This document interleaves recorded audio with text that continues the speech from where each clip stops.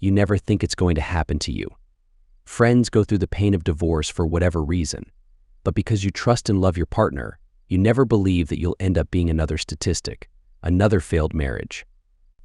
But when you look at the divorce statistics, particularly in the modern age, it actually leaves me wondering why people bother getting married at all. Till death do us part certainly rings hollow, its meaning lost over the decades. I should have recognized the signs, I guess, but not due to anything I read online, whether it was stories, articles, or simply being more observant. When you're in love with someone, you generally have a blinkered, rose-tinted view of the world. When you're married, have kids, a home, and built a life together, the idea that you'd grow old together is what gives you peace of mind. But I guess the signs were there, and I'd seen them before. I grew up in what they eventually called a broken home. I thought my parents' marriage was strong when I was growing up. They certainly seemed to love and respect each other. My father worked hard for a living, a physically demanding job that took a lot out of him, but he loved his wife and family and sacrificed himself for what I guess you'd call the greater good. My mother returned to work once my youngest sister was at school. Being a kid, we had no real idea what was going on, but looking back, there were signs I'd soon recognize, and that's when I figured it all out. She didn't start having an affair straight away. I was a teenager when it started, my brother around 18 months younger, while my little sister was 3 years younger. It started like so how many affairs start.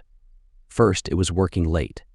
Then it was business trips away, showers as soon as she got home from an afternoon spent with her lover, dressing far nicer than she ever did for our father. And as this was before the time of smartphones, secret phone calls, and my mother disappearing at strange times for her secret meetings. The only reason my father discovered the affair was that he walked in on them.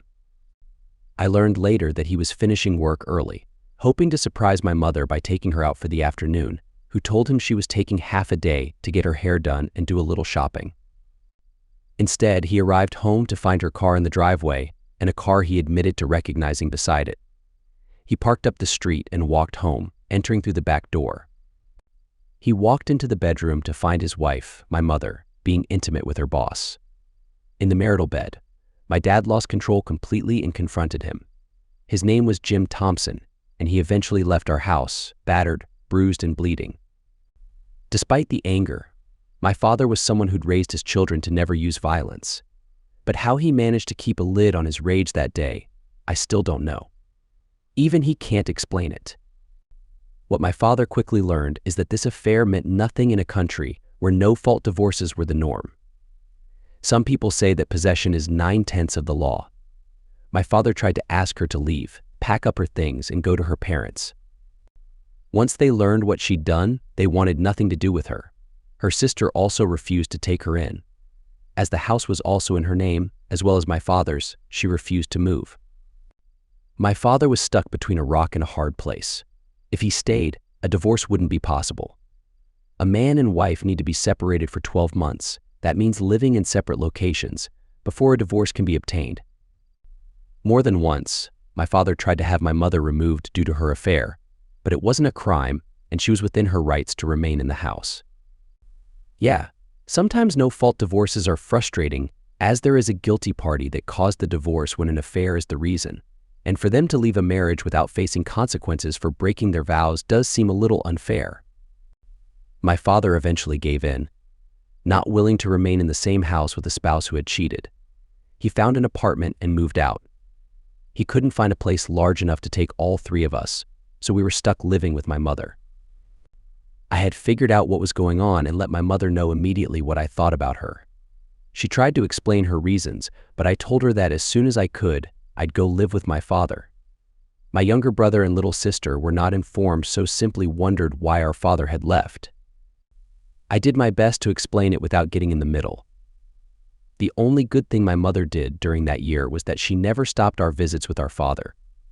Those first couple of months, he was a broken man. He did his best to put on a happy face for his children, but even we could see that the smile was forced. Being the oldest, he sat me down one evening after my siblings had gone to bed and admitted we were the only reason he remained nearby, but he would fight for custody and try to get the house if possible. It was a pipe dream, though.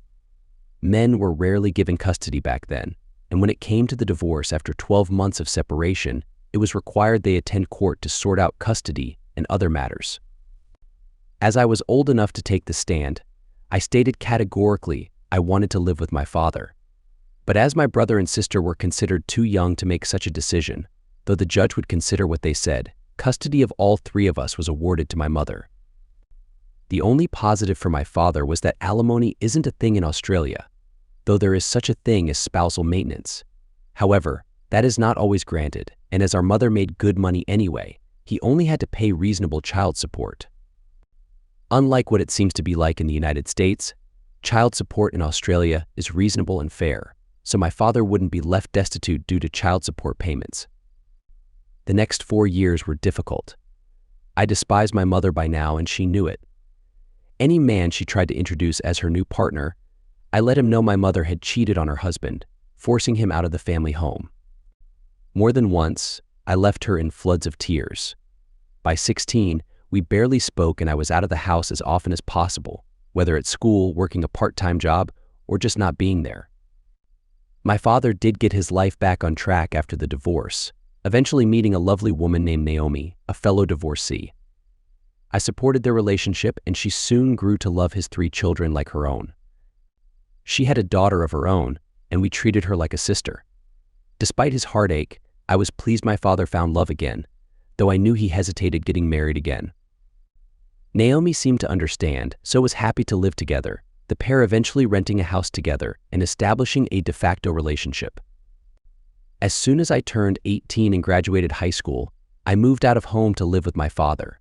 I hated leaving my siblings behind, the only reason I'd stayed until that age, but by that stage I couldn't stand being around my mother.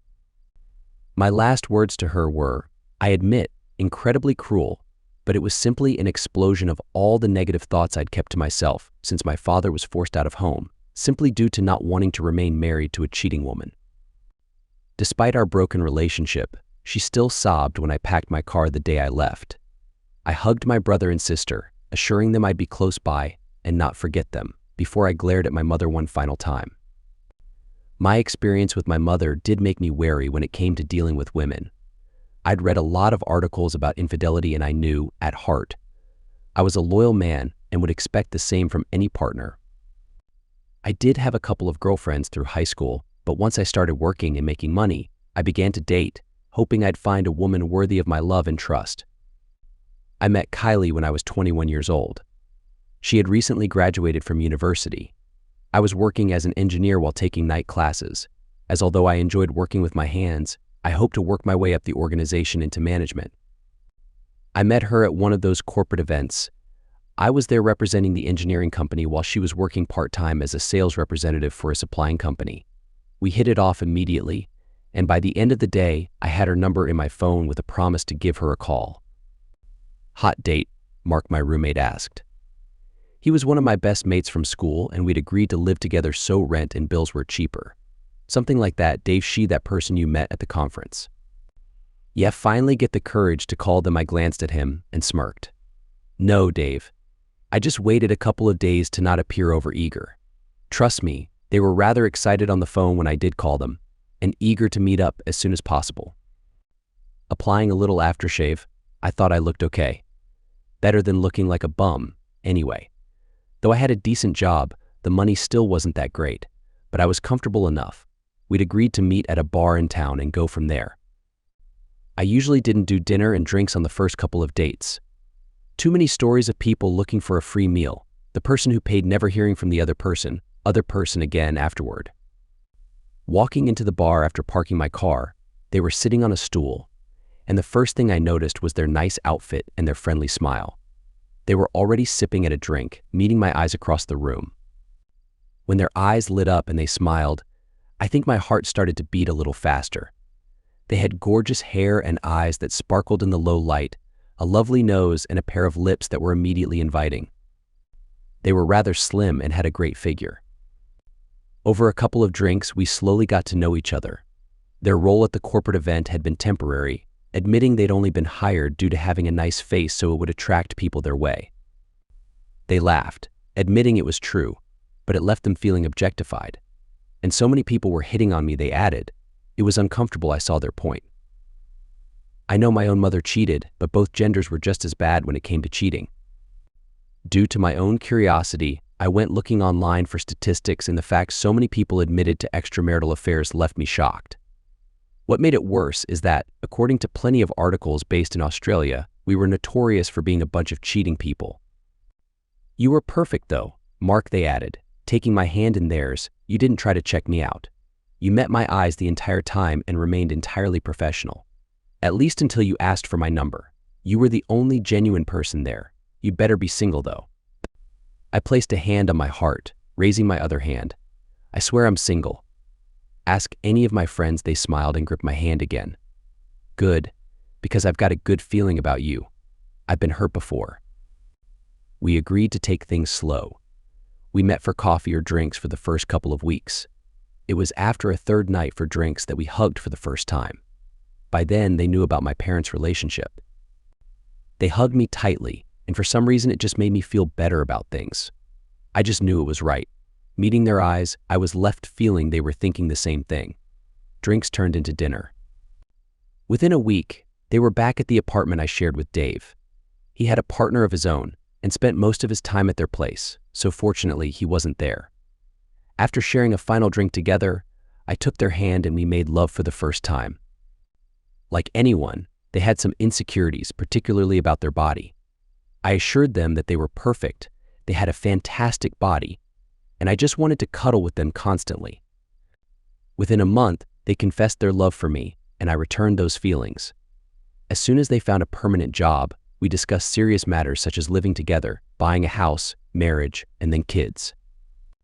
By this stage, though what happened to my father lingered in my mind, they had well and truly won my heart, and that was all that mattered. They were a delight to be around, and they admitted to wanting to be a partner and a parent above anything. Before getting married, we agreed to buy a house together. Thankfully, this was before the housing boom that swept across Australia, particularly in Sydney. However, due to their lack of employment and a poor credit history, which they had told me about, they couldn't co-sign a mortgage. I couldn't afford one on my own, or no bank would offer me one by myself, so my father offered to co-sign so his income would complement my own. I had no idea how much that would save us in the future, but for the moment they were ever so thankful to him, and they nearly wept when he told them that they were simply part of the family. Their parents absolutely loved me at the same time, so when I popped the question only 3 months after moving into our new home, everyone was delighted when we announced our engagement and the date of our wedding. Marrying them was the best day of my life up to that point. I was marrying the person I considered my soulmate, and they often told me that I was theirs in return. Walking down the aisle towards me, I was probably grinning like a fool. They started to giggle when I took their hand as we were both overjoyed to finally commit ourselves to each other. It was no church wedding, taking place in a park, where a marquee tent was sitting nearby where the reception could take place. Our honeymoon was a week on an island in the Pacific. Sun, sea, sand, and quality time together. Little wonder we figured out that's when they fell pregnant with our first child. They gave birth to a beautiful baby 9 months after our honeymoon, and within 6 months of giving birth, they were ready for another child. 18 months later, they gave birth to our second child. 3 months later, we agreed that 2 was enough. We both had what we wanted.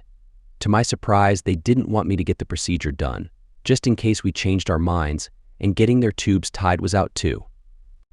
They simply agreed to go back on birth control, as it had never bothered them before, and life carried on as normal. They stayed at home taking care of the kids until both children were at school. Once our youngest child was at school, they resumed employment, though kept their hours to school times until both our children were in secondary school. Only then did they return to work full-time. By the time we both hit 45, I was now a regional manager for a national engineering chain. I did travel every so often, but rarely more than 1 night away from home. They were established in their career in real estate, managing their own office, though would occasionally report to the main office in the CBD. Our daughter had moved out of home to live with her partner. They were a lovely person who was already devoted. I assumed wedding bells loomed on the horizon. Our son was still at university, living in a share house close to campus. I was aware of their different interests, but we supported them no matter their choices in life.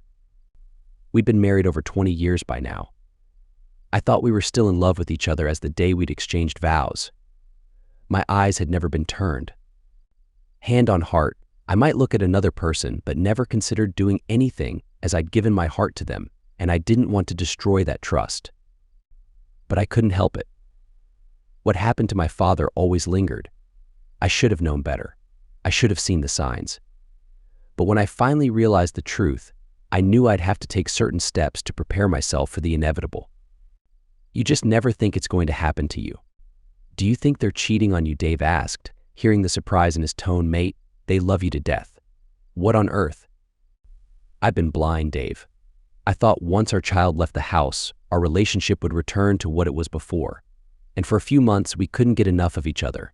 Honestly, spent quality time together more than once, and it left us feeling fully satisfied. But I'm starting to see similar behavior to what my mother was doing to my father. Just thinking about my mother still caused my blood to boil. I'd barely seen her in the past 20 years. She had attended my wedding, and that was only due to my father intervening. He'd married Naomi by then and it had well and truly moved on. He told me to be the better person and invite her. I didn't have to include her, but not inviting her would make me look like the bad person. I gritted my teeth and sent her an invitation. Other than that, apart from updates about grandchildren, who she rarely had the chance to visit, I'd had nothing to do with her. They knew the story and never pushed for any sort of relationship with her either. So what are you going to do? Gather any evidence I can. And if they are cheating on me, I simply walk away from them. How will you do that? I have ways and means. They've been more secretive than normal the past few months. I should have noticed earlier. My own stupid fault, but that's what I get for trusting them. Once I realized what was going on, I guess it was too late to stop it, so I've been preparing myself for the inevitable. I have a meeting on Monday morning with a private investigator. All I want to know is if they're cheating. I don't need to see photos and video, though anything that will help my case. It's a shame that you can't divorce based on infidelity in this country. That's true, but a smart man can protect himself if he's careful and takes precautions early on. Luckily, she waited until the kids were no longer living at home before she started cheating. And there are a few things about our life together that she seems to have forgotten, which might work in my favor. He patted my shoulder. "I'm sorry, buddy.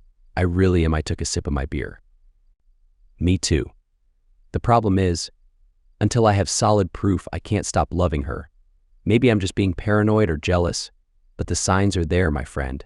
I was completely oblivious until I finally realized what was going on." The next morning, I drove to my father's house. Naomi greeted me as always, asking if she could spend time with him while I explained the situation. I must have had a worried look on my face because my dad handed me a bottle of beer, despite it being only 10 a.m., and told me to take my time before starting. I smiled as he took Naomi by the hand. They were still in love after all these years. Their relationship had quickly turned into marriage, unlike my failed attempt. "I think Kylie is having an affair," Naomi gasped. My dad muttered, "Oh no, not again." "I'm going to hire a private investigator next week. But all the signs are there, Dad. Just like you told me about Mom. She's exhibiting all the signs you warned me about. If she is cheating, then she must have studied how to get away with it." But once I realized what was happening, "What do you want me to do?" I grinned. Naomi giggled, knowing that it wasn't a pleasant smile. "Dad, I'm going to give you my house. Remember when you co-signed the mortgage agreement years ago? Kylie never put her name on the deed. According to the law, you and I own the property, and once I'm gone, she'll be considered nothing more than a tenant. I'll sell you the house as a gift by removing my name from the deed. Legally, I can do that for free under state and federal law. And what happens next? I'll sign a month-to-month rental agreement with you. As soon as I end our marriage, if it comes to that, you can handle things with Kylie. Though she may have some tenant rights because she's been living there for a long time, we'll research how you can legally evict her, even if it requires a court order. Unfortunately, due to my plan, I won't be around for it." "You've really thought this through?" Naomi wondered. Kylie and I had discussions about faithfulness and monogamy before we got married. I told her that if she ever cheated on me, I wouldn't forgive her, regardless of whether it's once or 100 times. Cheating means breaking the vows we made and the marriage contract. At least the no-fault divorce laws make it easier for me to leave. And thankfully, I won't have to give her any money. No child support since the kids are grown, and no alimony since she makes as much money as I do. I'm grateful we don't have those unfair alimony laws like some states in the US. I won't be supporting a cheating woman with my hard-earned money. I took a sip of my beer and glanced at Naomi. Sorry, I'm just really angry about all of this. I hope I'm mistaken. When I returned home, Kylie was in the living room, curled up on the couch watching a movie. She smiled at me as always, her eyes lighting up when she saw me. "Where have you been?" she asked. "I went to see my dad. I needed some advice about something." "Oh, what? Just a work-related thing. There might be a new opportunity coming up." The problem was that I only had suspicions, no concrete evidence that she was betraying me. And if she was having an affair, it was with someone she didn't see every day. I knew that sudden girls' nights out would be the final straw, but so far, there was no sign of that. Occasionally, she would work late, but I did too. If she had any doubts about me, she might think I was cheating when I worked late. As we headed to bed that night, she snuggled close to me as always, whispering how much she loved me. It pained me to think that she might be lying. Maybe she loved me but needed something or someone new. If that was the case, we would have to get divorced and she could be with that new person. I had read stories about wives who, for some reason, become promiscuous and sleep with multiple people. The idea of my beautiful wife engaging in such behavior was nauseating.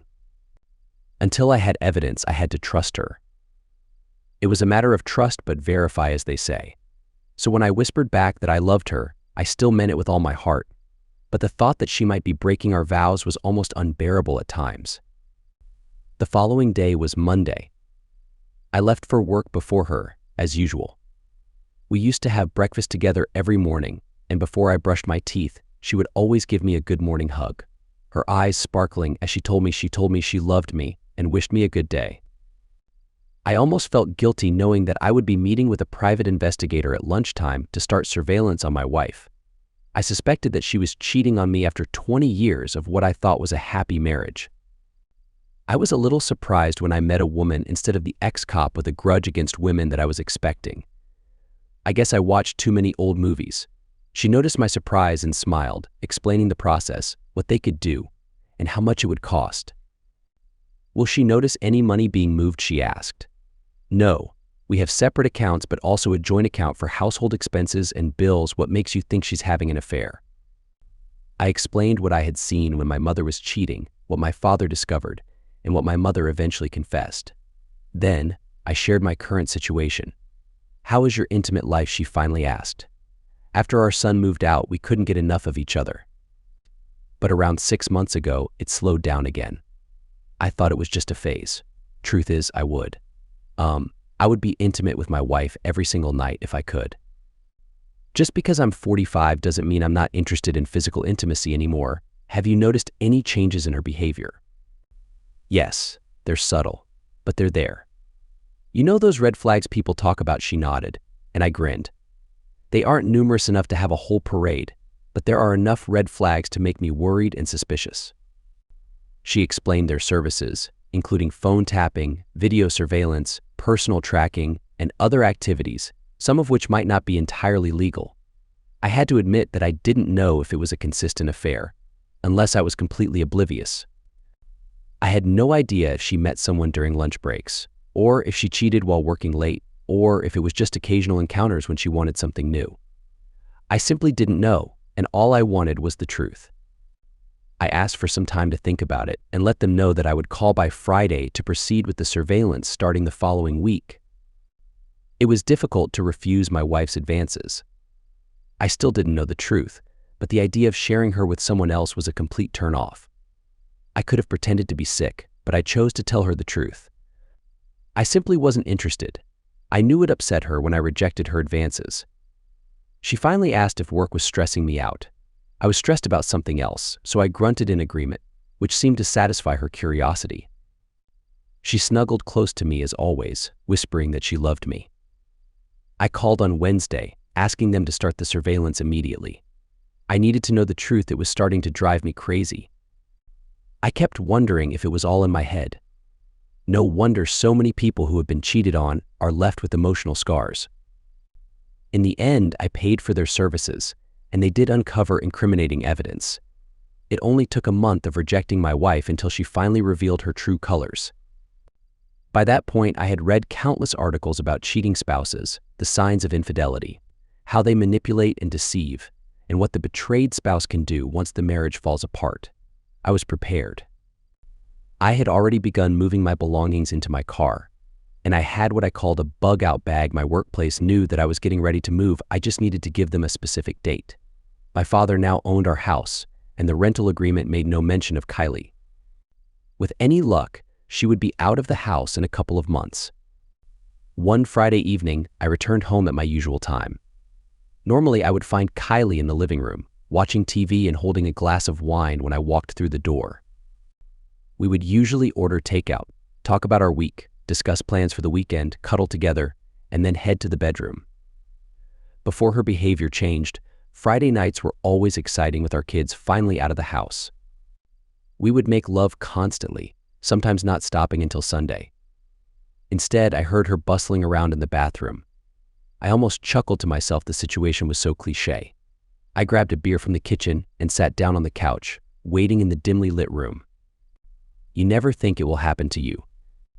I waited until she emerged. I was expecting her to be dressed in a revealing black dress. Instead, she wore a colorful blouse, a short skirt, stockings, and heels. She had styled her hair and applied some makeup.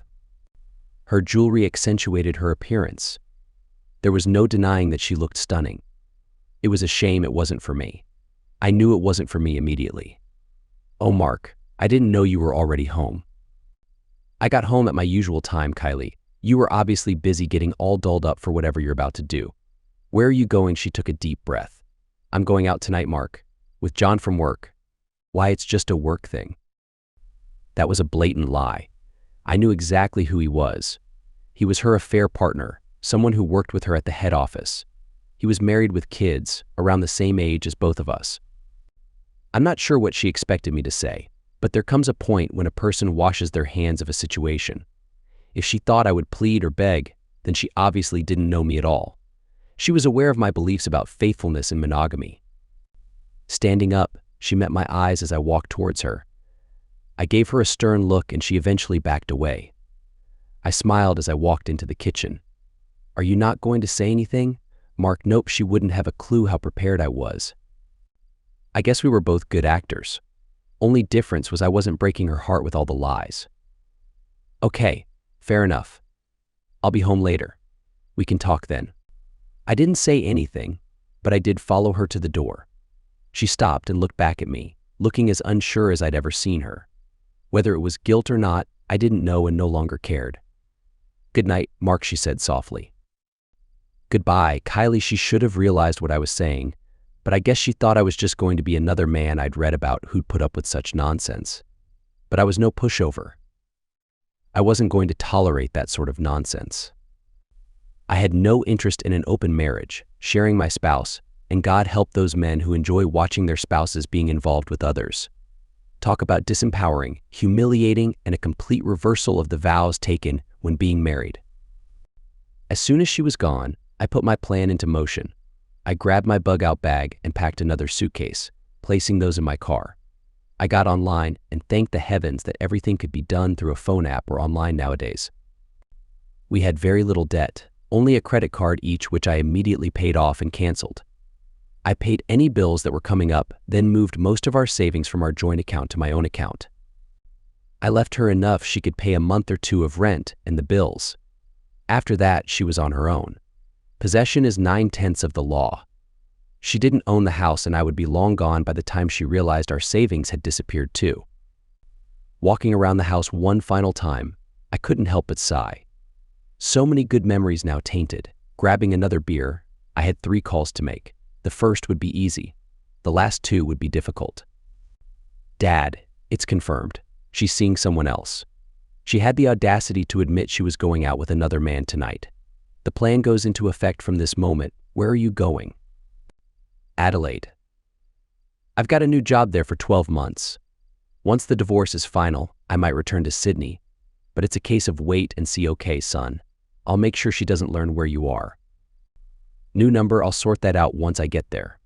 I'll send you my new address once I've found a place to live. Drive safely and don't do anything foolish, Dad. All I'm doing is walking away from a cheating spouse. Unfortunately, like father, like son rings a little hollow this time. You did nothing wrong, Mark.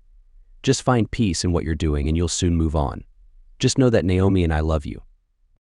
Do your kids know I'm calling them next? Good luck, son. I'll talk to you soon. Calling my children was the most difficult 2 calls I made in my life. I called my daughter first. She would always be Daddy's little girl. When I explained the situation, she cried on the other end of the phone. That's what hardened my heart, hearing my little girl sob because her daddy had been left heartbroken. I assured her I would always love her, but for the time being, I was going away. I would email her all my new details once I was settled, but for the time being, I wasn't going to tell anyone. As for my son, he showed the stoic attitude I'd expect from any young man. He called his mother unfaithful, and the only question he had of me was what I was going to do with it. I'll figure out where he lives and send it to his wife. I admitted, she deserves to know the truth. Other than that, I have no desire for revenge, Steve. This isn't fiction, it's real life. I'm heartbroken now, but all I'll do is wait it out until the divorce and then somehow rebuild my life. I'm only 45, 46 when the divorce is granted. What about counseling? Can she demand it? Marriage isn't like that here, nor are divorce laws, Steve. You've been reading too many stories based on laws in the States. As long as we're separated for 12 months, I can apply for divorce. As you're both over 18, I won't even be required to attend court, though I will, just to ensure it goes through. She can't request counseling as we've been married 20 years. Well, I'd be careful, Dad. You know what courts can be like. If she pleads her case enough, then I'll just take my evidence to the counselor, place the photos in front of them, and ask if they'd remain married to a person who cheated on them. Okay, Dad? Well, look after yourself and keep in touch when you get to wherever you're going. I'll keep you up to date as I think Mom will come to me. She knows Lottie will protect you. Thanks, Steve. I'll talk to you soon. And that was it. I wrote a short letter to Kylie explaining that I was leaving and that she would soon hear from my father. I didn't tell her why. I'd leave that as a little surprise. Other than that, I explained that I had already called our children and told them the truth, as did my father. She was welcome to tell her parents that I'd left, but if I started receiving abuse or pleas to reconcile, I'd send them the evidence. My final act was to remove my wedding ring and place it on the coffee table with the note and all the evidence I'd received. They were copies, as the originals would remain in my possession, in the event I'd need to use them for any reason. Getting into my car, I didn't know whether to laugh or cry, but I did find that all the stress I'd been under disappear as I pulled away from the house. I'd booked a hotel on the western edges of the city in preparation for my drive to Adelaide. I had 2 weeks to get there and organize my life, so I wasn't in any rush, thinking I'd stop at the occasional country town, where there was little more than a pub, a post office, and a police station, usually all in the same building. I arrived in Adelaide a week later. Heading to the office I'd be working out of, I was greeted by a couple of people I'd recognized from previous corporate conferences.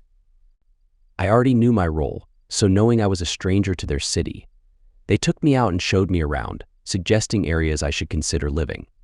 I ended up living in a hotel for a month while I organized a place to live. I eventually selected a modern 3-bedroom apartment in North Adelaide, having done my research and found it to be one of the nicer suburbs of the city. I wasn't interested in buying, as the average price was expensive, though not as bad as Sydney. My intention was to eventually return home to Sydney after 12 months. Once I'd moved in and changed my number, I informed my father, siblings, and children of my change in circumstances. Charlotte was immediately on the phone, wanting to visit. I'd missed her terribly, organizing a flight for her within the month. My son was completing his studies, but as Christmas was only 3 months away, he would visit me then as he could stay for a few weeks. As for my father, he let me know what was going on with Kylie. You're aware she didn't arrive home until the next morning. Yes, I didn't stop the private investigators until the next day, as I was wondering what she did that night.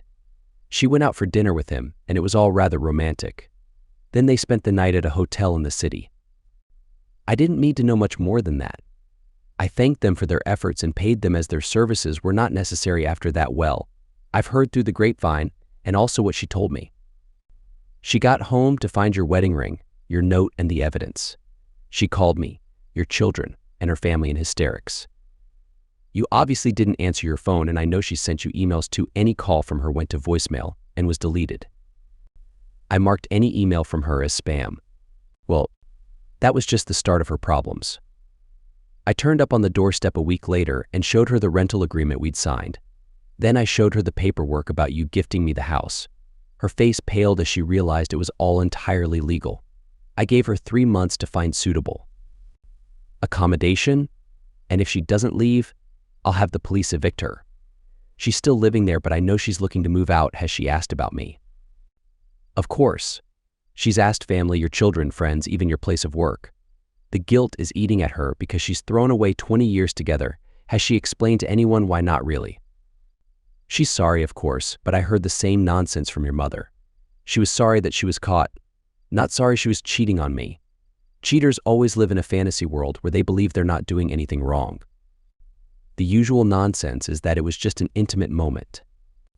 I never stepped out on my marriage for anything inappropriate, and trust me, Dad, by the time I was in my 30s and early 40s, I was getting plenty of offers. But I loved my wife and wouldn't dare go back on my vows. I received a second chance with Naomi, Mark. Give yourself time to heal, time to grieve your marriage, and when you're ready, open your heart for someone else. There are millions of good women out there, Mark. Thanks, Dad. Love you, son. Look after yourself. Throwing myself into work helped distract me. I ended up traveling the state of South Australia, visiting various shops and suppliers, while taking the time each weekend to explore certain regions, particularly the Barossa Valley. I found my divorce made me a determined negotiator, not willing to compromise unless there was a favorable outcome for my company. At least my bosses were happy with my performance at work, and they were already encouraging me to stay in Adelaide permanently. My daughter visited me a month after I'd moved into the apartment. Waiting for her at the airport, she cried out, "Daddy," before she ran towards me. Hugging her tightly, spinning her around, she was crying immediately, whispering how much I loved her in return, and that once it was over, I'd be home again for good. She spent a week with me, and though I was working, I spent most of the time working from home, but whenever I had a moment, we'd chat about anything that came to mind. She let me know that her mother had been calling her frequently, trying to explain her side of the story. Though I didn't want to show her the evidence, I did have a report printed up which I finally relented and showed her. By the time she stopped reading, she was in floods of tears and almost growled how much she hated her mother. That wasn't my intention, but despite my protests that her mother still cared for her, I had a bad feeling that it was going to take a long time for her to forgive her mother, if she ever did. The days she left hurt us both, as I know she wanted to stay with me, simply to keep me company. I hugged her for what felt like hours before she needed to leave. I had barely shed a tear during those months when my marriage had fallen apart. I was angry about it, not upset. I find no shame in admitting I needed to cry in my car for a few minutes when my daughter walked away. It made me realize that I was feeling rather lonely, but her visit had also revitalized me at the same time. I spoke with her every night. My son called me at least once every couple of days. My siblings knew what happened, my little sister promising to visit as soon as she could. My father kept me up to date of anything going on. Even guys at my old office in Sydney seemed to be aware of certain things, but generally called to just chat and make me laugh. It was 6 weeks before Christmas when lightning struck again. I was walking the aisles of a nearby supermarket, bored out of my mind. Grocery shopping was something Kylie and I had always done together. We'd make each other laugh, act silly, and it would always be an enjoyable experience. I was reaching for a bottle of salad dressing, not realizing a woman was reaching for the same bottle. Our hands collided, and we both turned and stared at each other. I'm pretty sure my jaw dropped slightly as her cheeks immediately turned red. "Sorry," I said. "No, my fault. I didn't see you. Please, take the bottle. I can get something else. I couldn't possibly take it. It's the last one." I don't know where I found the confidence for what I said next. "Tell you what, you take the bottle if you grab a coffee with me later." I had no idea who she was, her name, or anything, but that touch had sparked something in me.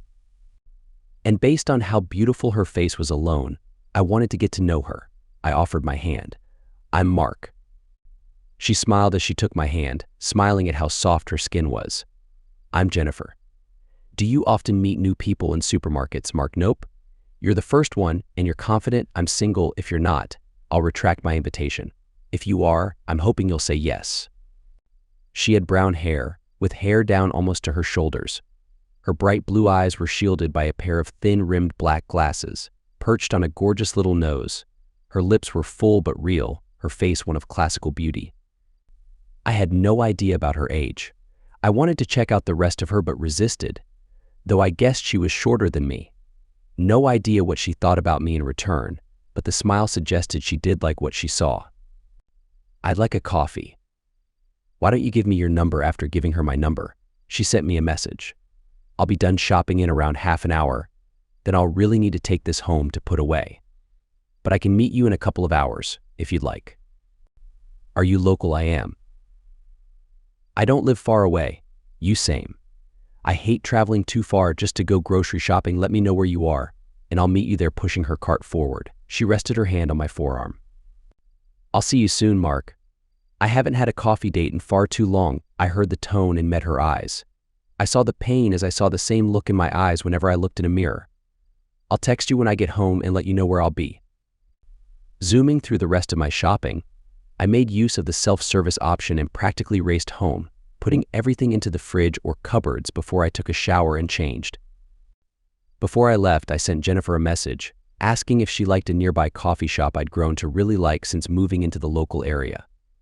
She messaged back within a couple of minutes, admitting she visited the same shop quite often, wondering if we hadn't seen each other before. I'll admit to feeling a bit nervous as I waited for her to arrive. I dated my wife during our marriage, but this was my first real date in over 20 years. She walked in, having changed herself, wearing an absolutely beautiful sundress that highlighted her curves, the colorful pattern simply accentuating her womanly figure. Her bust was generous, and she had a great pair of legs. Standing up to greet her, I touched her cheek and was surprised when she briefly hugged me. Buying her a drink, it was a case of simply getting to know each other. She admitted that she simply admired my confidence in asking her out in the middle of a busy supermarket. Then she added, "But when you touched my hand, Mark, I felt something, so it wasn't just me." She blushed but nodded. "No, I often read about such things but think it's just fantasy." Offering my hand, she took it, and we smiled when I closed my hand around hers. "I just felt it again," she whispered. "Definitely felt it on my end." We didn't delve into our histories too much, not on a first date. I learned her name, she was single, and she smiled when showing me her left hand, though it was obvious a ring had once been on that third finger. She was a kindergarten teacher but had no children of her own. She lived in a small apartment by herself, had a few close friends. Her parents lived in the city, she had a younger sister, and she was 35. "Oh," I said, "I'm 45. I don't care how old you are, Mark. I only care about what type of person you are." When she said that, I had to admit that I was separated from my wife. Noticing the nervous look on her face, I sighed and asked if she wanted another drink, as it was going to take some explanation. I didn't want to tell her everything on our first meeting, but if that was required. She made me smile when she said, "No, Mark, I'll trust you for now. I can see you're hurting. Is it that obvious?" I saw the same look in the mirror when he broke my heart. She held my hand again and squeezed. "It gets easier, but it's just one day at a time first. Then it's weeks and months, and soon the person that broke it no longer matters." She smiled at me again. "And then maybe you'll meet the right person who can start mending that same heart. It's just some weight more than others, but it happens eventually." My dad said the same thing. "Your father is a wise man." We finished our second drink and wandered outside. Walking to her car, it was that awkward moment, unsure whether to hug her or just wish her well. When I hugged her, part of me didn't want to let her go. I had no idea I'd find someone I'd be attracted to so much, so quickly again. I think we were both reluctant to break the hug. "Call me during the week, Mark. I'd love to talk to you again. How about tonight?" She giggled, and it warmed my heart. "You can call whenever you want." I called her that night, then every night going forward. I didn't want to get in the way of her usual week as a teacher, but I asked if she wanted to go out for dinner on Friday night. When she said she'd love to, I practically danced around my apartment once I hung up the phone. I hadn't felt that excited in a long time. At a conference on Thursday, there were comments about my rather happy mood. Everyone was aware of my separation and impending divorce, so they immediately assumed I met someone. I didn't want to jinx anything but told them that I'd enjoyed a coffee date and that I would be having dinner with the same person the next night.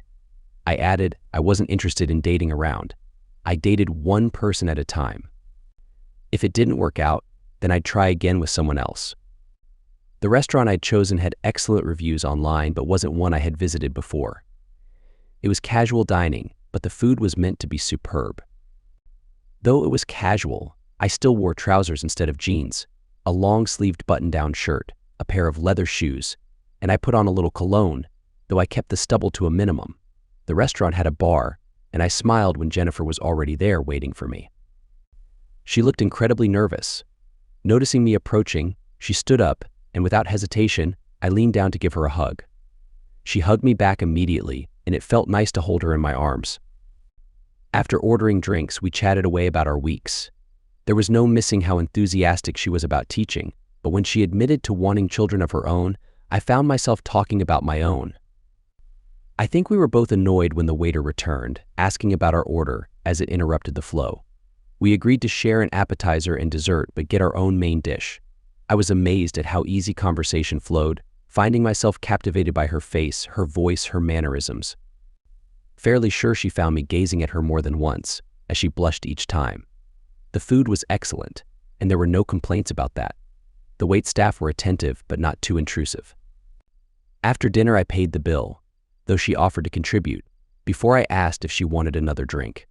She accepted immediately, and I took her hand, leading her towards a bar I had discovered online. It was a quiet place, with a man behind a piano providing background music. There were more booths, allowing us to sit closely together.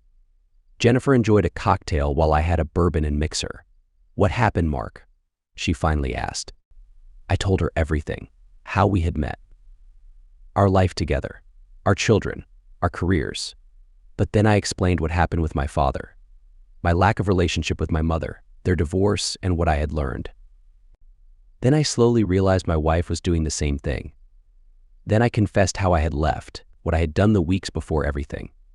"I'm still married, Jennifer, but we're separated. I've moved here to ensure the divorce goes through. I'm not sure if you'll consider what I'm doing cheating or not. I won't blame you if you did. But my marriage is over. It's in name only. I will return to Sydney to make sure the divorce is granted.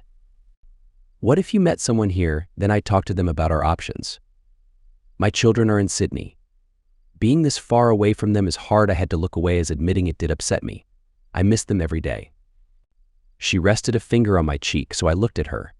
Then she hugged me, and I felt better about things. Cuddling into me, she moved a hand to my chest, resting her head against my shoulder. My ex-husband was a piece of work. Mark swept me off my feet when I was 19. He was 25 at the time. The age difference didn't bother me, but my parents warned me about him. But I was in love and wouldn't listen to them. Didn't see the red flags that were popping up within a couple of months. I was surprised he let me go work, but that was all I was allowed to do. Slowly but surely, he isolated me from my family and my friends. I was expected to teach at school, then return home and practically be his servant and his companion. She paused as I had a feeling in my gut that was only the start of the story. Running my hand up and down her side, she snuggled into me more. I'm guessing it got worse. He started slapping me for any sort of imagined transgression. I talked back to him, so I was disrespectful to my husband. I dressed in a way he didn't like, or I was home late, so I was being unfaithful. I spent money on something I wanted, so I was financially irresponsible. He never said anything positive. He was negative all the time. "I can't imagine wanting to say anything but nice things about you, Jennifer," I said softly. I knew I needed to escape. He was mentally unstable, and I knew one day he'd either harm me severely or he'd just straight out kill me. I called my dad and cried on the phone, asking him to save me. He showed up with my 2 uncles and a few of his friends. My ex-husband actually tried to fight them all off, but pushing and slapping around a woman is different to fighting off men. Or, in my case, fighting off my father, who knocked him down with one punch. They tied him to a chair as they helped me move out. Went to the police right away, got a restraining order and legal protection against him. I've been divorced for 7 years, and he doesn't know where I am. I've barely dated Mark. I was scared for so long she lifted her eyes to look into mine. Then I met you, and I had feelings I hadn't felt in so long. I never felt them about him. She'd driven, but it wasn't safe for her to drive back, so I offered to drive her home. Pulling up outside an apartment complex, I realized it was one I'd looked at before choosing my current residence. Escorting her inside, she opened the front door and hesitated. I made up her mind, pulled her close, and hugged her again. I had a wonderful night, Jennifer. I would like to do it again during the week. Any night you'd like. I'm not a bad cook. If you'd like to join me for dinner, let me know the night and I'll bring something too. I'm not too bad myself, she smiled as she said, well, I'll cook first, then you cook for me, and we'll compare notes. What night? Wednesday, Mark. Though I expect your usual nightly call and plenty of messages. She hugged me again. Play your cards right, and you might even get a surprise or two in a message. What are you doing tomorrow? Nothing. Why don't we go to the beach? You just want to see me rocking a bikini. She paused and her eyes lit up. Though I wonder how you'd look like in a pair of small swim shorts. Just message me when you can pick me up. I hugged her again and somehow managed to drag myself to the staircase. Driving home, I heard my phone ding a couple of times, not opening it until I was inside and sat on my couch with a cold drink in hand. Jay, I had a wonderful night, Mark. Jay, part of me wanted you to stay with me tonight, but I don't want to rush things. I don't want to rush things either. Jay, when you're here on Wednesday night, bring a change of clothes. I want you to stay, but it's too early for anything else but sleeping in the same bed, Mark. I'm tired of sleeping alone, Jennifer. Jay, so am I. I'm in bed now. It's a queen, but it feels empty. It didn't feel like that until I met you. I'll pick you up at 9 a.m. I'm taking you for breakfast first before we go to the beach. Jay, what's your favorite color? Usually blue. On a woman, either black or red. Jay, I have the perfect dress for you then. See you in the morning, Mark. Sweet dreams. Beautiful. Her last message was a heart emoji. Pulling up outside her apartment complex the next morning, she buzzed me up, knocking on her door and hearing her call me inside. I was wearing a rather tight t-shirt and shorts. How she didn't see my excitement when she walked out in her red bikini, I'm fairly sure she did. Hands on her hips, she smiled at me. What do you think? You have a broom? I'm going to need to fight all the men off. Her smile broadened before she disappeared, returning in a t-shirt and shorts. Grabbing a bag, I placed it in the trunk of my car next to mine, and I drove her to a beachside cafe for a simple but filling breakfast. The beach was filling up by the time we were ready to take in some sun. Asking me to apply cream to her, she wasn't particularly tanned, admitting she liked being in the sun but wasn't interested in getting too bronzed. She enjoyed it as I rubbed the cream on her back, letting out a content sigh. Jennifer, are you suggesting you enjoyed this? I whispered into her ear. You've got strong hands, Mark, and it felt very nice. She returned the favor, her soft hands moving across my back, her chin eventually resting on my chest, her body pressed into mine as she hugged me. Aware of the families around us, and we both rested on our own towels. Her eyes were covered by sunglasses, but there was no missing her smile. We spent all day at the beach, running down to the water a couple of times. Embracing each other, we made out again and she enjoyed the closeness, enjoying the gasp she made when we pressed against each other. Applying more cream, we hung around until later afternoon as the sun slowly started to set, putting on our t-shirts as the weather cooled. Packing up and taking her hand, she snuggled into my side as we walked back to my car. Pulling up outside her apartment, I helped carry her bag upstairs. Would you like to stay for a drink? I'd love to, but if I do, I won't want to leave. She walked towards me and hugged me.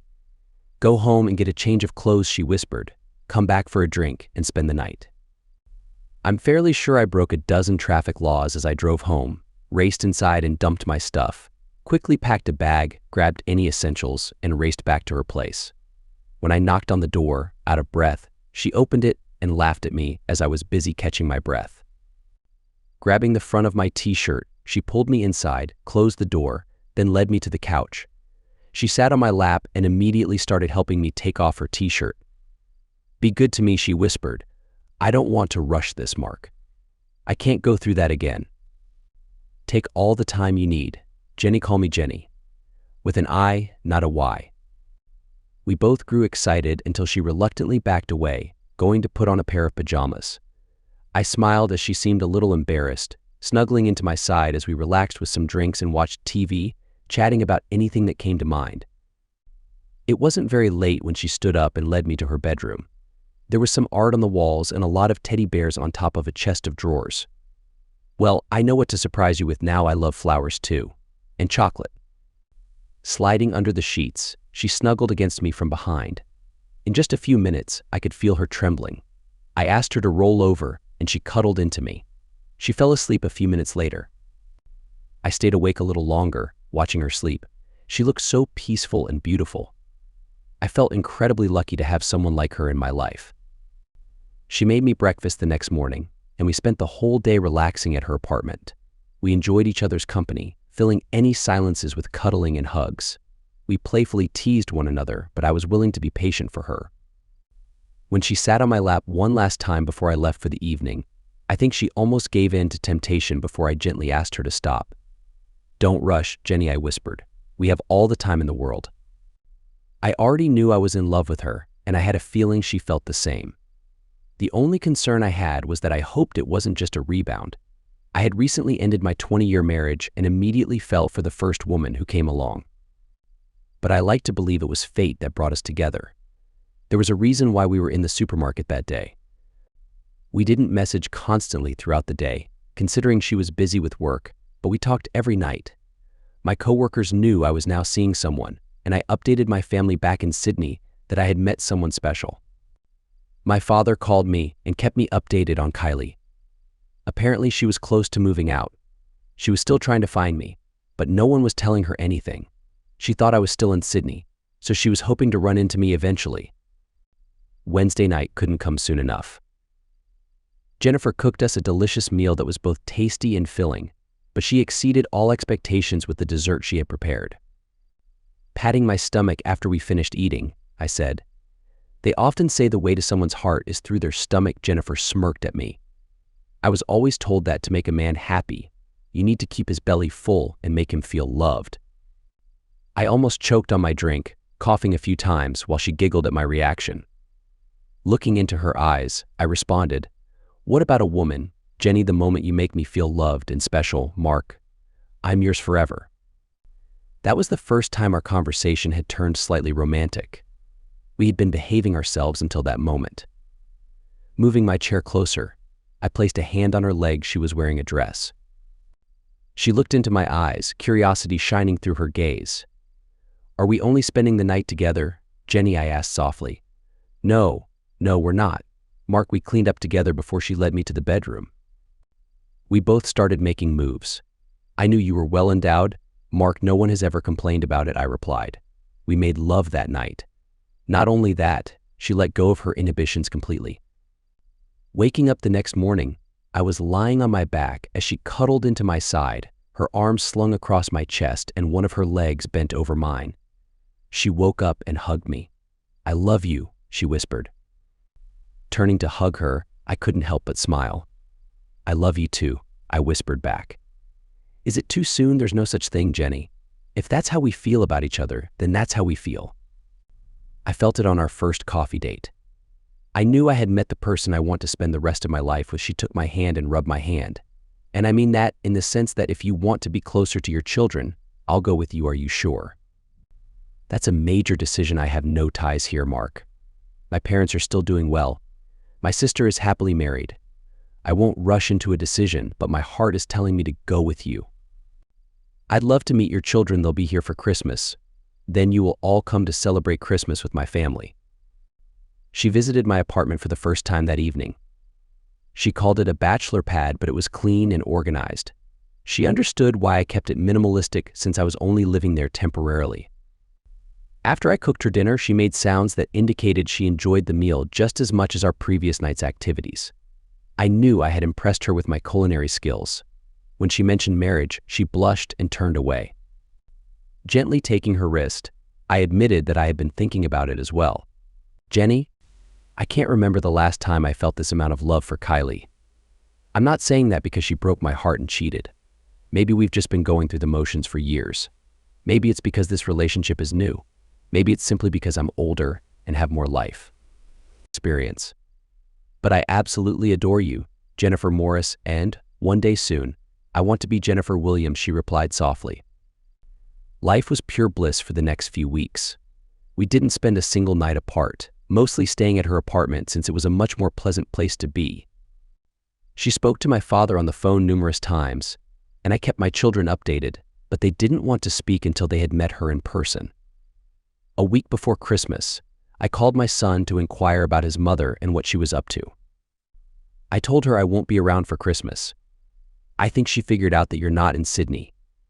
Lottie hates her dad. I mean, she really despises her. She spoke to her once after you left, and then she pretty much cut off all contact with her. I spoke to your sister last night. She'll be here in a couple of days. What about Granddad and Naomi? I'll catch up with them when I go back to Sydney. Jenny is most likely going to come with me. We just have to find her a job and buy a place as close as possible so she won't have to commute. Are you sure you don't want to stay here, Dad? Lottie and I have been talking, and we're both considering moving here to be closer to you. I know Aunt Sarah is also thinking about it. Jennifer listened in and squeezed my hand in support. Are you sure, Steve? You'll be leaving behind your friends and family. You're more important, Dad. Trust me, when Lottie gets here in a couple of days, she'll bring it up. And her husband is completely on board. He hates living in Sydney now. I glanced at Jennifer, unable to hide my surprise. I still have to go back to make sure the divorce goes through. Don't make any hasty decisions, Steve. I know that might sound strange, but my decision to leave your mother was planned well in advance. Oh, I'm well aware of that, Dad. As far as I'm concerned, forget her. She's still trying to convince people that she didn't do anything wrong and that you're the one at fault for leaving. Jennifer accompanied me to the airport when my daughter arrived. She had brought her husband, Tom, but as soon as Charlotte saw me, she dropped her bags and ran towards me. It was like the days when I used to pick her up from school, and she would be overjoyed to see me. She cried for a few minutes, and when I introduced her to Jennifer, both of them ended up in tears. I shared a glance with Tom and shrugged, feeling a mix of emotions. My son surprised me the following day by knocking on my apartment door. Dad, he exclaimed before we embraced. We both had to wipe away our tears before I led him inside to introduce him to Jennifer. Well, he looks just like you, at least she remarked. I knew what she meant, but I had already taken a DNA test. Kylie hadn't cheated on me early in our relationship, but I still needed that confirmation. On Christmas morning, Jennifer woke up in my arms and whispered in my ear if I wanted to be intimate. I replied that I would accept it if I could return the favor. She giggled as she straddled me, and her face met mine. We kept our noises to a minimum. Someone knocked on the door. Don't get carried away. Daddy. Jennifer held onto me more tightly, clearly embarrassed. I couldn't stop chuckling. I'm making breakfast, and then we need to go to Jennifer's parents' place. We'll be out in a moment. Sweetheart, I thought she had left until I heard her say, I'm glad you're happy and with someone you love. Daddy, thank you, sweetheart. I drove the 5 of us to Jennifer's parents later that morning. The trunk was full of presents, carrying them all in. Her mother fell in love with my daughter within 2 minutes, while I'm fairly sure my son was adopted as one of their own grandchildren, as much as they adopted me as their son. I called my father over an online video service so we could exchange Christmas cheer. My brother, his wife, my sister, and her husband, plus their kids were sharing Christmas with him. Kylie had long since left our former home and moved in with her parents. The news that did surprise me is that her affair partner had been kicked out of the house by his wife, who had used the evidence to ensure he was fired for gross misconduct. Apparently, my wife held on to her job by the skin of her teeth, but had found herself demoted from her management position, and she'd lost quite a few mutual friends who couldn't forgive her for betraying me. It was a wonderful day, my children taking plenty of photos for their social media accounts. I'd long since lost interest in anything like that, considering it a waste of time, but I was soon receiving messages from a few old friends who got in contact with my father, asking if he knew my number. Plenty of people were curious as to what happened, so I kept my replies simple. Others gave me information about Kylie, though I told them it simply didn't matter. As soon as 12 months was up, I'd apply for a divorce and only return to Sydney to make sure it was enforced. Christmas Day with Jennifer and her family was fantastic. When she mentioned the idea that she'd come to Sydney with me, I let her know about the idea that we'd stay in Adelaide and some of my family would join us instead. Her face lit up, and I made her almost cry when I finally gave her the present I wanted. It was too early to propose, considering I was still technically married, so I bought her a gorgeous necklace and bracelet combination. She put them on straight away and whispered that she'd wear them as often as she could. After we'd finished eating a large lunch, her father offered me a drink, and we ended up in his garage where he had an old sports car up off its wheels. I haven't seen Jenny this happy in a long time, Mark. Part of me thinks getting out of Adelaide would do her the world of good. But would you be happy to remain here permanently? I'd stay here for her, and my kids will both move here to be closer. How long until your divorce can be completed? A few months at most. I've been honest with Jenny about everything from the start. I understand she was doing you wrong. Yep. Maybe up to 6 months, though I only had concrete evidence in the last few weeks before I broke things off. He shook his head. Damn, I've read about all this cheating nonsense. Why bother getting married if you can't keep your legs closed or your heart loyal? Ever heard of cuckolding? The disgusted look on his face suggested he knew exactly what it was. Yeah, I'm not sure that's what Kylie intended, but it's one of these new ridiculous things going on. Same with all these poly people and wanting open relationships so they can cheat while keeping their conscience clear. Frankly, my wife asked any of that of me, well, I'd end up in jail afterwards. The amount of disrespect even asking that of someone. Jenny's ex-husband was both cheating and abusing her while he rested a hand on my shoulder. She barely knew about the cheating because it was the abuse she needed to escape from. But he was flirting with anything he could. She just doesn't bother mentioning it because the abuse was what she was dealing with daily. He squeezed my shoulder. She loves you, Mark. Just don't break her heart. Please, I'm not sure I can handle another call like that from my little girl. He sipped at his bottle, looking away as he added quietly, I nearly killed him, Mark. He hurt my little girl. The only person who stopped me killing him was her. She didn't want to see her father behind bars. I love her more than anything.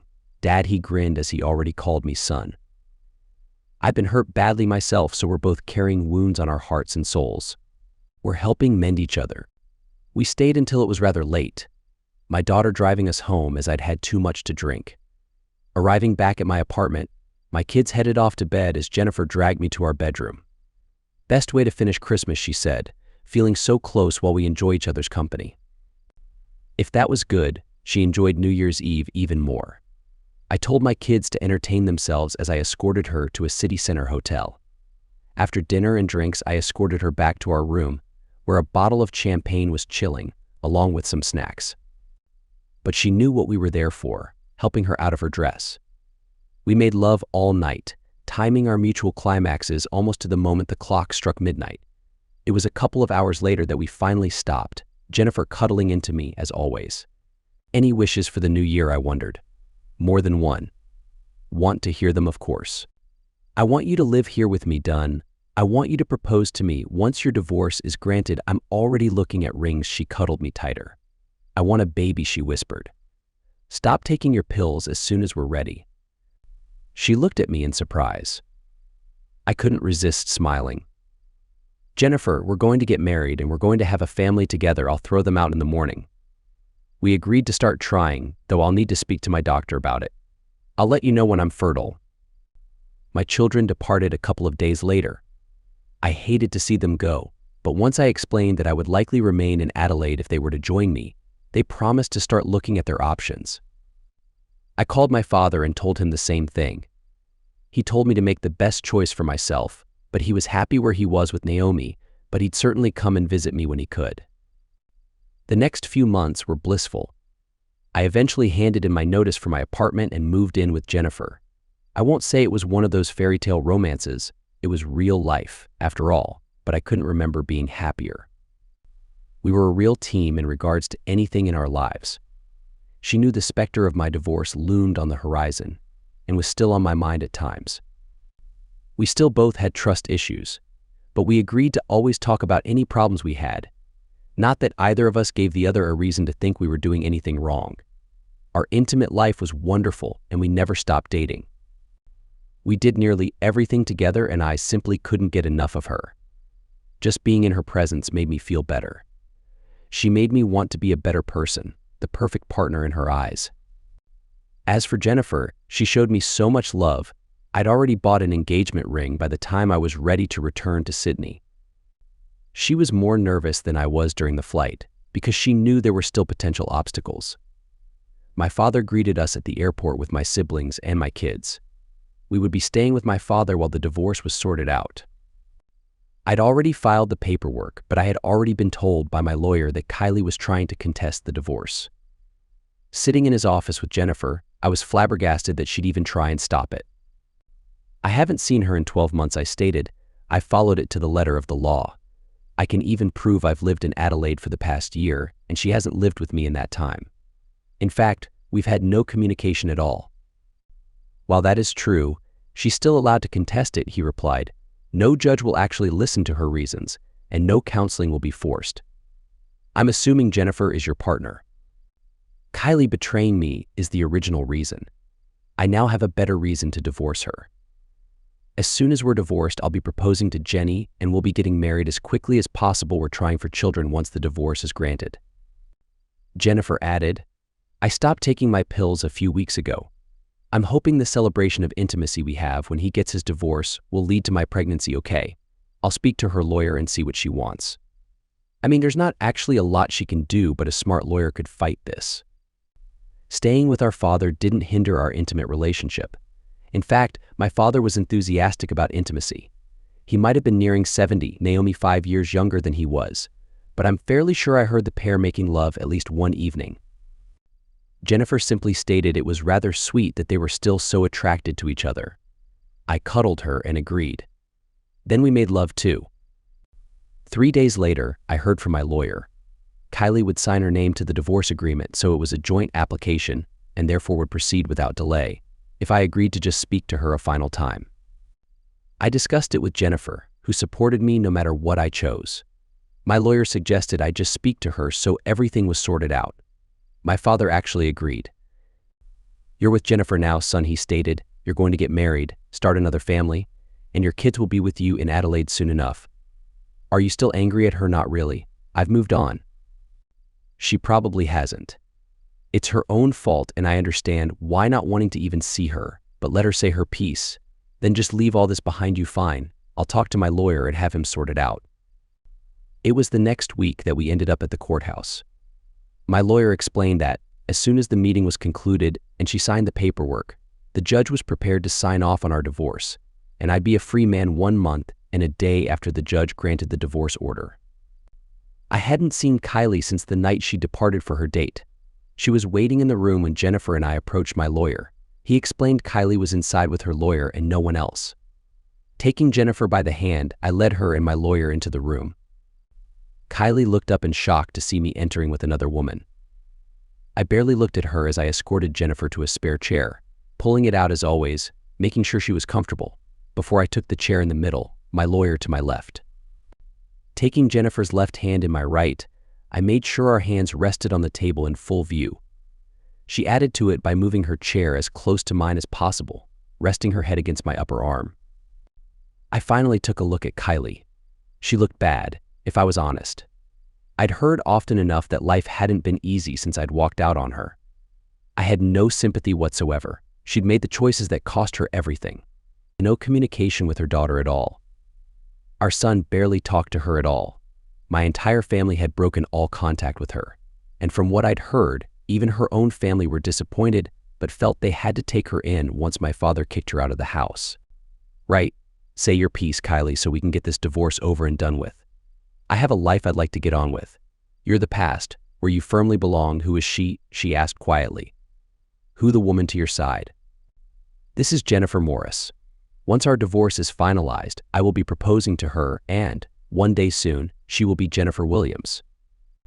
And I'll naturally be saying yes to his proposal, as I want nothing more than to be his wife and mother of his future children. I smiled for a moment, though I didn't avert my eyes from Kylie's. Once she says yes, we'll be organizing a simple wedding ceremony. With any luck, by the time we're wed, she'll also be carrying our child. I knew hearing all that hurt. I still knew my soon-to-be ex-wife, and the hurt in her eyes was real. You've moved on rather quickly, she stated. I wasn't the one cheating, Kylie. You were. I remember leaving the evidence you never let me explain. I went out that night and you didn't say anything. You didn't fight for me. I shouldn't have to fight for you because I was your husband. Therefore, in the end, you weren't worth fighting for. You were cheating on me. Kylie, you showed your true colors after 20 years together. I remember our conversations regarding monogamy and fidelity. I warned you that should you prove to be like my mother, I'd leave without any hesitation. All you did was make the decision easy for me. Are you even sorry about what you did? Don't bother answering that, because you're not. You're only sorry you got caught, not for proving our marriage was nothing but a sham and you're a worthless woman. Just like my own mother, her lawyer cleared his throat. I glared at him. Get lost if you don't like what I'm saying. She wants to talk, fine. I'm allowed to talk as well. I made a mistake. Cheating is not a mistake. Cheating is a series of decisions you made to eventually emotionally connect with another man. I don't care if you were seduced by him or you purposely went out to try and be with him. The simple fact is that you did emotionally cheat on me, and therefore you lost any right to calling me your husband. It was just a close connection. And there it is. The line that so many people use to justify their decision. Sorry, but most people value emotional intimacy with their partner, and considering you were my wife, I'm the one you should have been connecting with, not some person you worked with. We also discussed that before we married, Kylie. You just don't remember. Once again, I warned you what would happen if you cheated on me. Thing is, you forgot that my mother cheated. Once I took my head out of my oblivious state, I realized what you were doing, so it was just about gathering evidence. If you'd said no that night, would you have still left? Yep, I was gone regardless. I wouldn't have left in the same manner, though. What you did that night was so disrespectful. You deserved everything that happened afterwards. You took all our money, considerate payment for 20 wasted years. I paused and shook my head. No, that isn't entirely fair or correct. You gave me our 2 children. That wasn't a waste. I also checked they were mine. That upset her. I never cheated on you, then no. You only turned into unfaithful later. You sold our house. No, I gave it to my father as a gift. It's still in his name and he's renting it out. He's already told me that he'll sell it and give me most of the money so I can buy another house where I'm living now. You didn't even give me a chance, Mark, because you didn't deserve one. Kylie, where are you living now? None of your business. I don't want that information known by you. The day I walked out was the day you no longer mattered to me. Our children are grown and can choose who they want to be with during their special days, whether it be birthdays or the festive period. She fell silent as she knew nothing she said was going to change my mind. Just sign the papers and move on. Jennifer stated, he hasn't seen nor spoken to you in 12 months. He's moved on. He loves me and I love him. We're going to marry, start a family of our own, and grow old together. You chose to throw him away. I'm glad I was the one who caught him, held him, whispered he'd be okay. And I'll never let him down. He owns my heart and I know I own his. I didn't want. She met my eyes and I could see the tears. I kept my face blank. Waterworks would not work on me this time. I still love you, Mark. Good for you. I don't care, Kylie, I replied coldly. The tone made her almost jump. I don't hate you any longer. Don't let the cold tone fool you. I just don't care about you any longer. You ceased to be my problem the day you emotionally connected with another person. We sat in silence until her lawyer finally cleared his throat. Kylie, this is clearly getting nowhere. Her lawyer stated, just sign the paperwork and end the charade. He's clearly moved on as he intends to remarry. No judge worth their salt will prevent that from happening. Your marriage is over. Your kids are grown. You no longer share any assets. It's over. Do the honorable thing, sign the paperwork and move on. He took the paperwork from a folder and placed them in front of her before offering her a pen. Kylie met my eyes, and that's when she did cry. I knew her enough to know that she was genuinely upset. Wiping her cheeks, her hand was shaking as she gently took the offered pen and glanced over the paperwork. At the bottom, she signed and dated the paperwork. Is my presence necessary in the courtroom? I asked my lawyer. No, Mark, you can go. You'll receive the divorce order in the mail. Good. Then we're done here. Rising to my feet, Jennifer took my hand and I lead her out of the room. I'm sorry, Mark, I heard her call out. I'll always love you. I appreciated the apology, though it meant nothing any longer. It was far too little, far too late. But as for those last 3 words, I'm fairly sure she did still love me, but I didn't care. The woman I loved was currently holding my hand, and in a month and a few days, she'd be my fiancée. Walking outside and down the street, my father, Naomi, Steve, and Charlotte waited for us in a coffee shop. Gesturing with my head, we walked further on the nearest pub as I was gasping for a drink. After buying a round, we sat down at a table, and I explained the discussion. They were amused when I admitted I probably did more talking, getting anything I wanted to say off my chest. How did she look? Charlotte wondered. Like she wasn't taking care of herself. Definitely looking her age, if not older, definitely earned yourself an upgrade, Jennifer whispered into my ear. Did she sign the papers? My father asked. Nodding, we clinked glasses and sipped our drinks. I went through the same thing with your mother. I'm fairly sure whatever Kylie told you is what she tried to tell me. She didn't try and blame me, Dad. Mom blamed you for working too much. Did she try and justify it? Stephen wondered. Yeah, the old line of it was just a physical act. What the heck is it with these people claiming it's just a physical act? Charlotte wondered almost to herself. I married my husband and wouldn't dream of stepping out on him just for physical pleasure. If I want intimacy, I'll approach my husband and ensure we satisfy each other whenever I'm feeling close. She stopped and blushed, realizing she'd just said that in front of her father and grandfather. We exchanged a glance and burst into laughter. Well said, girl. Well said, my father exclaimed, and words to live by. Whenever I'm feeling intimate, your grandfather doesn't stand a chance, Naomi stated. And if he does need a little help, he knows there are other things he can use. Naomi, that's my grandfather, Charlotte exclaimed. He's not dead, nor am I. I'm 65 years old and still more than capable of a good time, Naomi retorted. Your grandfather met me at the right age. He was still eager and I was almost constantly in the mood. But as soon as we were together, we made a promise to be good to each other. We've both come from failed marriages due to unfaithfulness. I'm just glad it's nearly over, I admitted. I hate the fact I'm just another divorcee, but as I said in the room, cheating is unforgivable. It's amazing to see my father's strength throughout it all. We stayed in Sydney for a few more days to discuss our plans as a family. Charlotte and Tom immediately agreed to come to Adelaide. Stephen was still thinking about it, but it seemed likely that he would join us as well. To my surprise, my sister mentioned that she would also be heading to join us. When we went out for dinner, I learned that her marriage was also over. You can stay with us while you sort things out, Jennifer offered. Any family is welcome. You're my family now, and my family is yours too. I'm going to sell the house here, and we'll make some money, I added. House prices in Adelaide are much more reasonable, so we'll be able to buy a larger property with rooms for our future children. Jennifer suggested, placing my hand on her stomach. Soon enough, I'll be carrying our first child. How many kids do you want? Mark as many as you want, Jenny. I love being a father. A month later, I received the divorce order that officially ended my marriage to Kylie Daniels.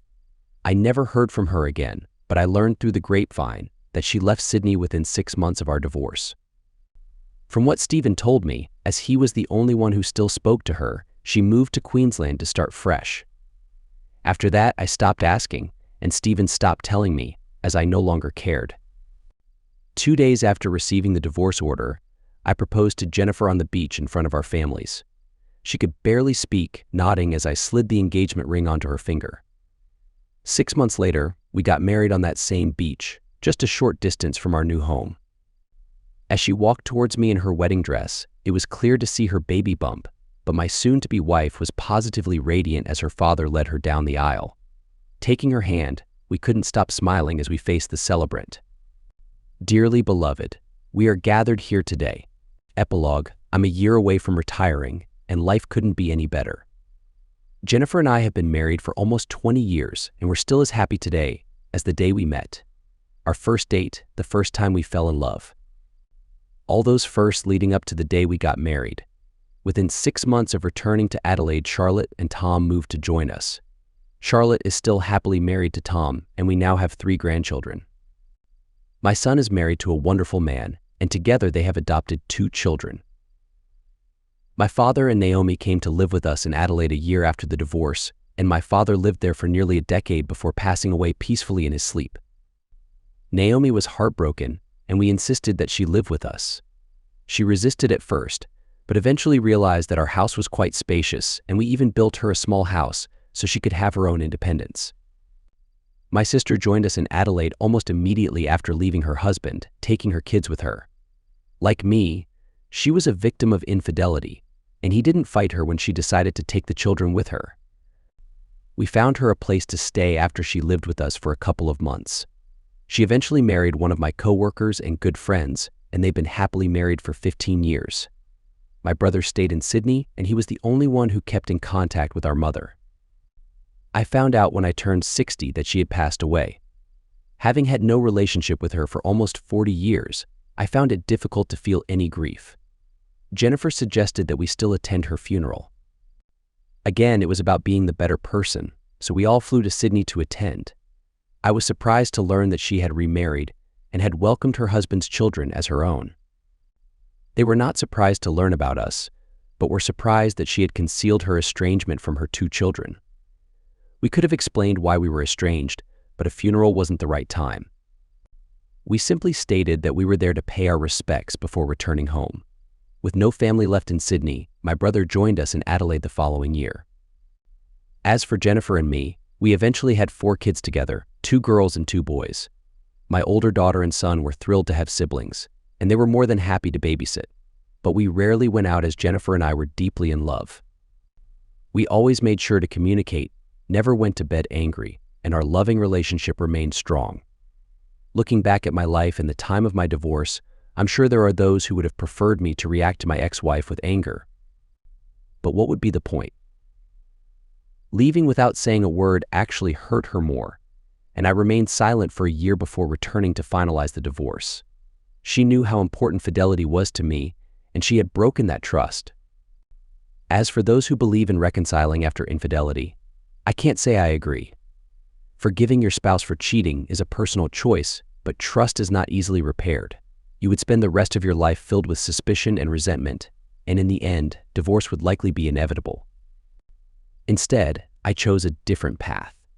No need to seek revenge or completely burn everything down, but there was also no chance of reconciliation. I simply walked away and chose to move on with my life without Kylie. I found Jennifer, my true soulmate. I still believe that meeting her in the supermarket was fate. I'm not a religious man, but I'm fairly certain that fate exists in some form. Are you ready? Mark, I turned around to see my wife looking stunning in a beautiful red gown. What about right now? As she walked towards me, she stopped and leaned up to hug me while her hand caressed my lap. When she felt me starting to get aroused, she broke the hug and smiled. You still have that magic touch, I see. Have you heard from the kids? They'll either be on their way or getting ready to leave, and our little ones, they'll be fine without us here for the evening. As long as they don't burn the place down. So do we have some time to be affectionate? She smiled at me. Well, it would be a shame to waste such a feeling. Do you have any plans for later, just in case I don't need those little pills that often, Jenny? You still turn me on just as much as ever. I certainly hope so. She cuddled into me as I held her close. I love you, husband. I love you. Wife, here's to many more years of happiness. I certainly hope so. Maybe we have a few minutes to make love before we need to go. I'll let the kids know we'll be a bit delayed. They'll understand, and with that, she took my hand and led me towards our bedroom. It wasn't the same bed we first made love on, but it was the bed where we conceived 2 of our children, and where we spent many nights making love for hours. It was never a hurried affair. After her gown and most of my suit were left on the floor, we couldn't help but smile at each other. Well, I suppose we can be fashionably late, and this old man still had it, even now.